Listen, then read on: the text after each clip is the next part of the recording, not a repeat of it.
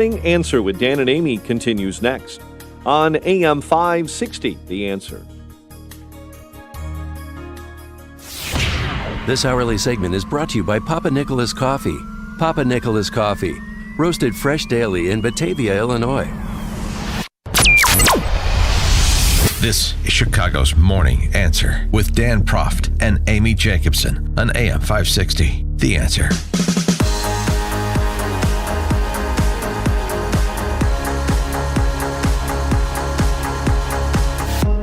Top of the morning, Dan and Amy. It got out to a rousing start yesterday.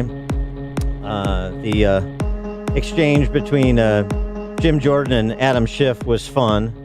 You know, just to sort of set the table for the fun morning and afternoon they were going to share together.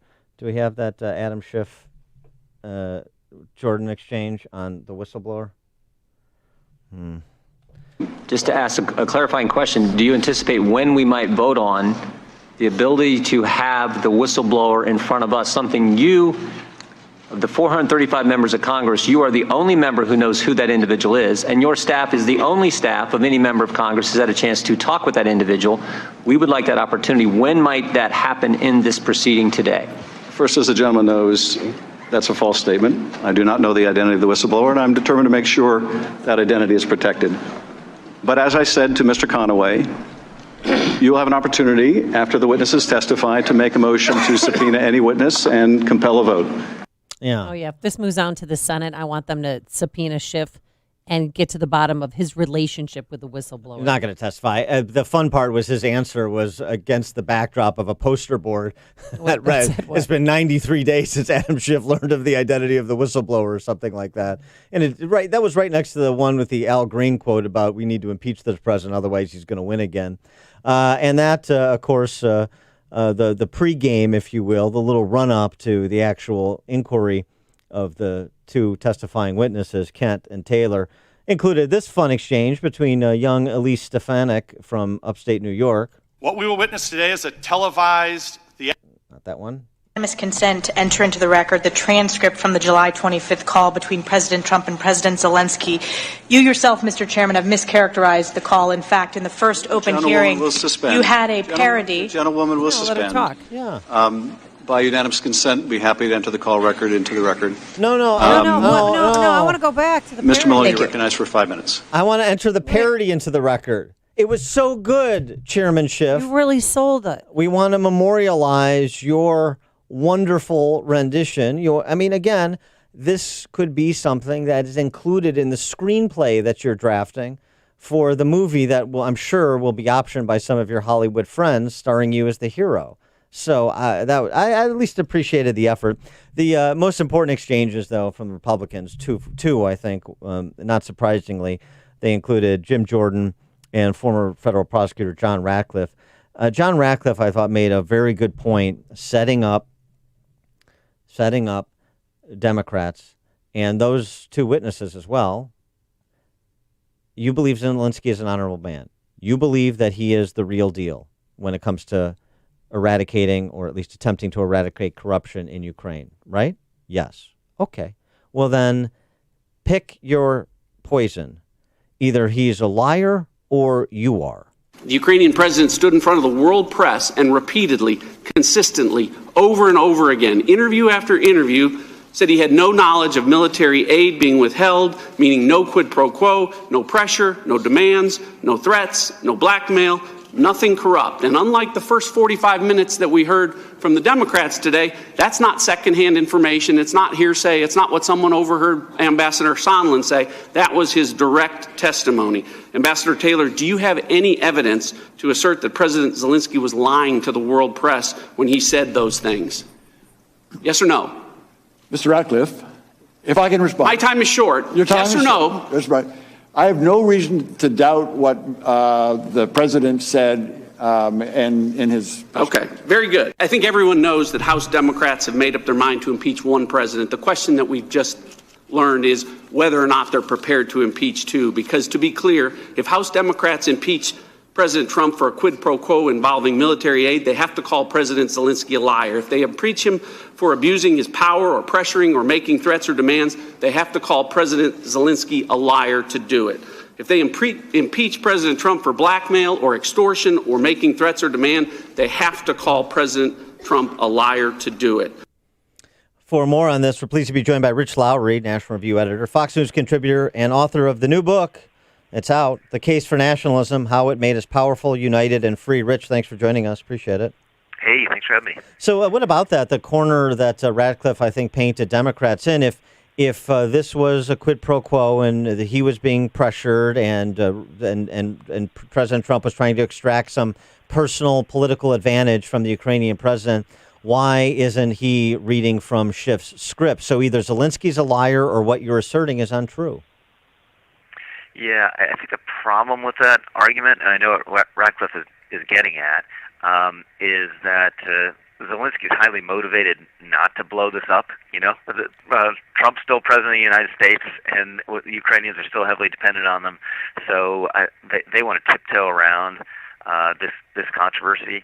Now, Taylor testifies that Zelensky was on the verge of making the announcement, you know, that he was getting pressured to announce. Now, the problem with Taylor's testimony is largely second, third hand. Well, the other problem it seems to me pretty inarguable that we were squeezing them. But the other problem is that he didn't do it.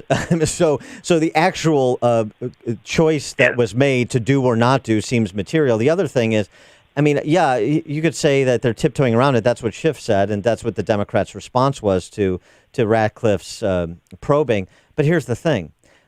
If you're trying to prove a case, even though this isn't technically a court of law, sort of the principles apply in the public mind, I believe. So now we are to ignore what Zelensky says. We're to ignore what he did and didn't do, and we're to trust Adam Schiff's read of what's actually in Zelensky's mind. That seems to me a much less credible case. Yeah, I mean, this is a structural problem with the Democrats' case, is it's heavily reliant on second and third hand witnesses. I think Taylor and Kent were really credible yesterday, but they weren't in the room when any of these conversations were taking place. And if you want to get the first hand witnesses, you're going to have big court fights because either executive privilege might apply or testimonial immunity might apply, as John Bolton is asserting. And that's weeks, that's months, that drags you into next year. And excuse me, I think they want to get this over as quickly as possible. The closest they're going to have to a first-hand witness is Sondland next week, and he I think should make Republicans kind of nervous because his initial testimony is basically nothing to see here, nothing happened, and then he famously has to go back and correct it and say, no, actually I put it to the Ukrainians directly that they needed to cough up these investigations in exchange for a meeting and for the funding. I think that the best Republican argument is the one you hit on just a second ago. End of the day, they got the funding. And there was no investigation. There was no statement of investigations. And by the way, if they had said we're investigating Burisma, that does not collapse Joe Biden's campaign. That does not dig up dirt on Joe Biden. Doesn't even dig up dirt on Hunter Biden. And as the Republican counsel pointed out yesterday, Burisma is corrupt and has been investigated at times by Ukrainian legal authorities unsatisfyingly and apparently cut short by a bribery scheme. So just the harm here doesn't justify thermonuclear punishment of impeachment removal, which of course has never happened in our history. Yeah, let's talk about that second phone call between EU Ambassador Gordon Sondland and President that happened in a restaurant in Ukraine where Bill Taylor's aide had overheard the conversation. I mean, Sondland, during his first testimony, didn't even mention this phone call, and now everyone seemed surprised by it yesterday. Yeah, I think Sondland's going to have a hard time next week because I just don't think he was straight in his initial testimony, and there are going to be some uncomfortable moments for him. Yeah, I mean, it's part of it could be just this lack of detail, being detail oriented as well in terms of all of the exchanges and so on and so forth. I mean, this was sort of the point that Jim Jordan made in his cross of Bill Taylor, and I agree. I stipulate about Kent and Taylor. I think they're credible. I think they're professional. I thought they were restrained and stayed within the bounds of what they knew or what the basis for what they believe they knew, even if it turned out to be untrue. or incorrect. But that exchange between Jordan and Taylor, basically, you had three times that you met with Zelensky directly between the July 18th when the freeze was put on the aid and September 11th when it was released. It never came up. It never came up when Zelensky's aide met with Pence in Warsaw. And even after the Politico article came out that suggested that aid was being held up, that made the Ukrainians known about it at the end of August, it still didn't come up in the September 5th meeting that Taylor subsequently had with Zelensky. So he couldn't have been feeling that much pressure if all of those opportunities to express it or to suggest, boy, you're really putting the screws to me, he didn't to you. Yeah, no, I think that's a good point. The whole thing, it was furtive, it was ambiguous, it was highly contested within the administration, and I think you could have given a number of people involved in this, like a lie detector test at any given moment. Is it our policy to force an investigation based on the funding? And they would have said no, or I don't know. You know, John Bolton didn't support that policy. The senators over there, Johnson and Murphy, didn't support that policy. I'm not sure Pence was fully read into that policy. So at any given moment, the Ukrainians did not seem fully aware or fully confident that they were actually being squeezed. And again, at the end of the day, it doesn't happen. So are we really going to remove a president 12 months before an election that he has a significant chance of winning, by the way, over this? And I think if we did that, it would represent more damage to our institutions and the legitimacy of them than anything that happened in Ukraine. Andrew Weissman made his debut, wonderful, on NBC News yesterday. The top guy for Mueller during the Mueller investigation. And but it was interesting, the point that he made. He thought Democrats were making a strategic mistake by focusing so much on Ukraine and Ukraine defending itself from Russia and the importance of the aid, and not focusing more on how Trump was, this would be the argument, Trump was trying to interfere with a prospective 2020 election. In other words, you're making the mistake about making it about something on the other side of the world rather than making it about our election next year. Well, the other problem with emphasizing just how important this aid is to Ukraine, and I think it is important, is they never got it under Obama, and they got it under Trump. Now, they got it under Trump, Trump was getting dragged and pulled by his aides at times to assent to this lethal aid, but they still got it.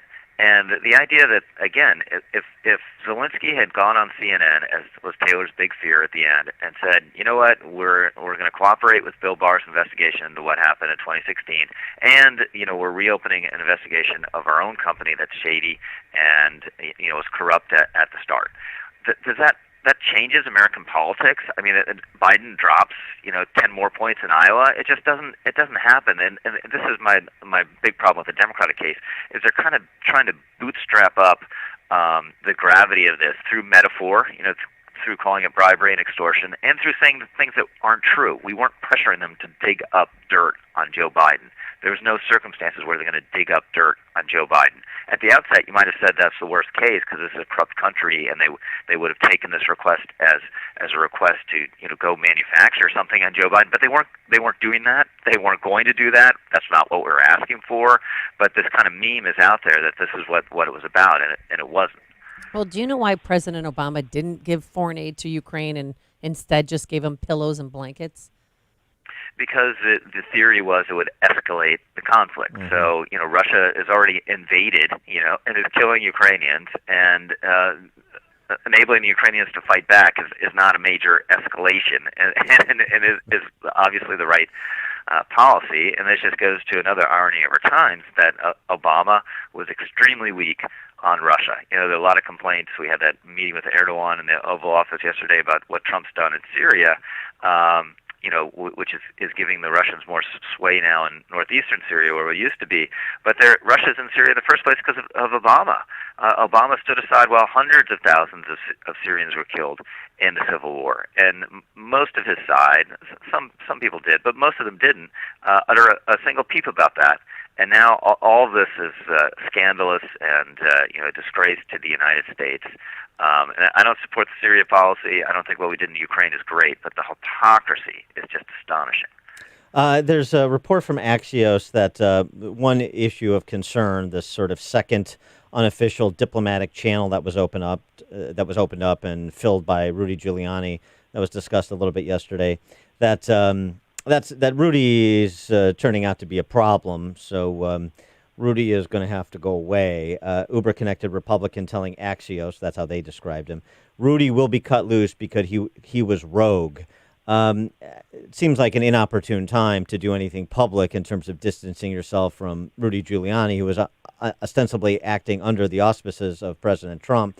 But do you think that it's sort of directionally right that at some point Rudy will be the fall guy as necessary?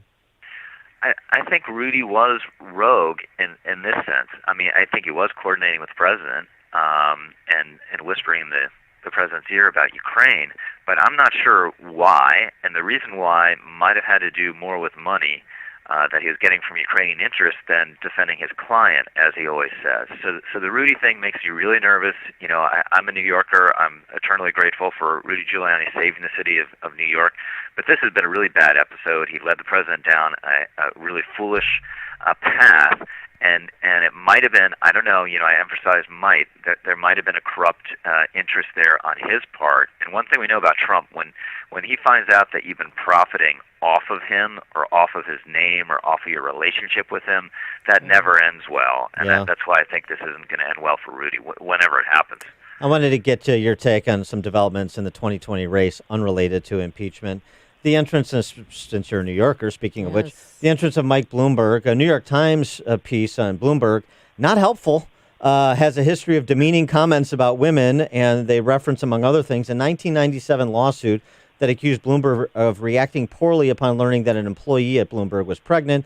The employee alleged Bloomberg told her to kill it, referring to her baby, before grumbling about the number of pregnant women at his company. I don't know how that's going to fare in a Democrat primary there, Rich. Yeah, well, you know, Democrats are so pro-abortion, I don't know, but they're not quite that pro-abortion, probably.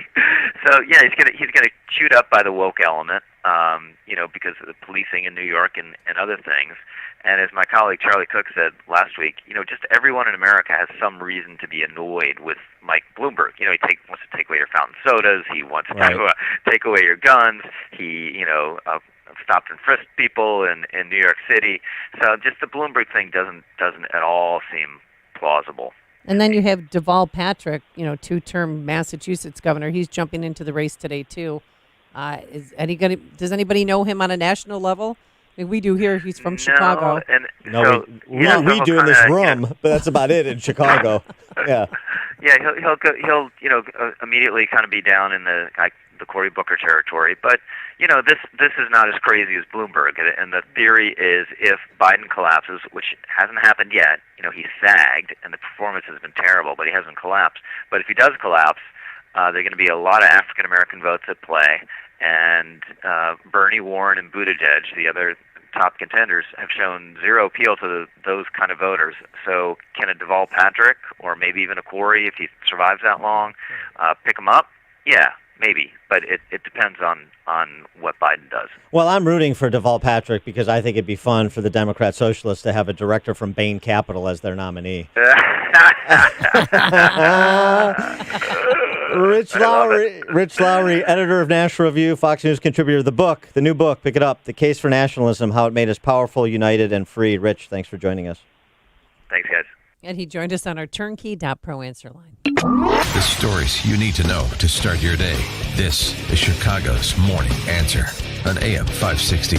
The Answer. Hey everyone, Ken here. For 2 years now, you've heard Carrie and I use metaphors to test to see if you think your home or your business could use a revenue shot in the backside. Today, because of our new website, I can be a little bit more direct. Income Store has 2 doors. If you have more time than money, you're going to live under door number 1. You're going to see over 400 digital assets, 5 to 20 minutes apiece, that'll teach you how to manage numbers and lead people, or show you 6 growth tips you've never heard of. All of this so you can start growing your home or your business revenue literally immediately. If you have more money than time, door number 2 is going